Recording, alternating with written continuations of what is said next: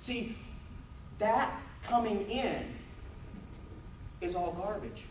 You know, the Wall Street Journal did a fabulous article a couple months ago on the thing that correlates to a person's health the most. It's their best friend's health. My best friend doesn't drink. I'm down the bar every night chugging beers. I'm going to be fine. It even works when your best friend doesn't live near you. See, because you're surrounding yourself, or those conversations that you have over the phone or over the internet eliminates that mental clutter because you're putting in those good things that you want. Now, here's the thing that holds this thing all together. Dr. Elko has a number of PhDs, and he calls this next part 68, and this is where he and I just disagree slightly, because I can't count to 68. I only can just get to 8. And I'm going to ask you this question here shortly, okay? And basically, here's what it comes down to. Let me tell you a story about the 1979 World Series. My Pittsburgh Pirates are playing it. They're down 3-1. The manager of that team's mother passes away. And there's a first baseman on that team. He wore number 8. He was old for baseball players at the time. They had a name for him on that team. They called him Pops. That whole team had a theme song. Take you back to the 70s. Sister Sledge. We are family. And he called his teammates into the clubhouse and said, we dedicate the remaining games of the World Series to our manager's mother. You got one of those? You got an 8? Yes. You got something that is your purpose? Is it I hope it's your family. I hope it's your kids. I hope it's your community. I hope it's about maybe helping other people. That's the ultimate one. Go out and help and serve other people. It'll come back to you. Maybe not directly that way, maybe somewhere else. You know, if I were here and there was a tree, imagine a tree here, okay? And I had an axe. And hopefully Joe sharpened it for me, okay? And I took a swing at the tree. Would I expect it to fall? One swing of the axe? No. See, that's what happens when we start focusing on just our numbers in our office, okay? I made 50 phone calls today, and no one responded. I got to keep chopping. I got to keep using my axe to the tree falls. Because the goal's for the tree to fall. The goal's not to hit it once and let it fall. Okay? See, I don't necessarily believe in results. So I believe in process.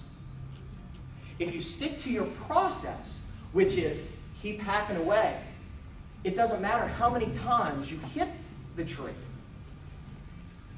It'll eventually fall. Focus and stay committed to process. So if your process is to make 50 phone calls in a day, or if your process is to make 100 phone calls in a day, I don't care what the number is. But maybe what you need to start saying to yourself is, I made those 50 phone calls. I made those 100 phone calls. Not, I can't believe so-and-so hung up on me. See, there's that self-talk again. I said to myself, I made these 50 phone calls. So we get all caught up in results, and it's like this. If you have a child, and maybe you can relate to this, if you take your child to an event, a sporting event, maybe a soccer game, and your child scores 3 goals, do you go over to your child and say, great job, you scored 3 goals. Okay, that's good. The next game, what happens if your child tries harder, works harder, but doesn't score 3 goals? What message are you sending them? See, the idea is you focus on encouragement and process.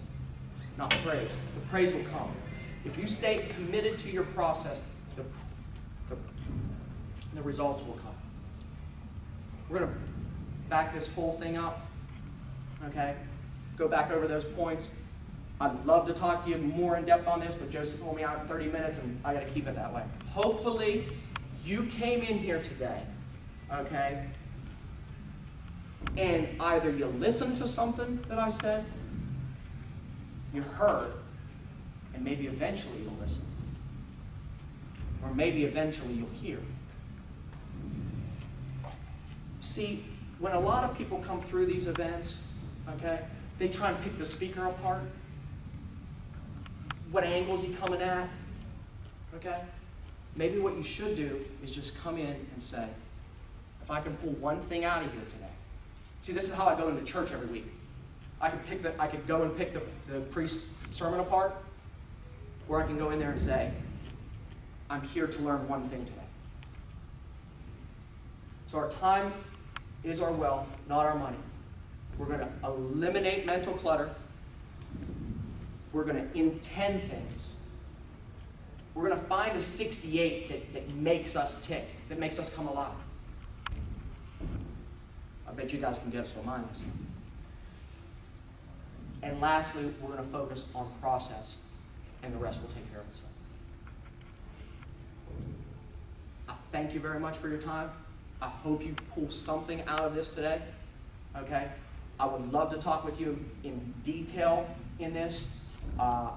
If anyone would like to speak with me down the road, future, what have you, I can go into more detail as far as the talk itself so you can understand it, but also more importantly, do like a workshop where you can see how to apply it to your daily job.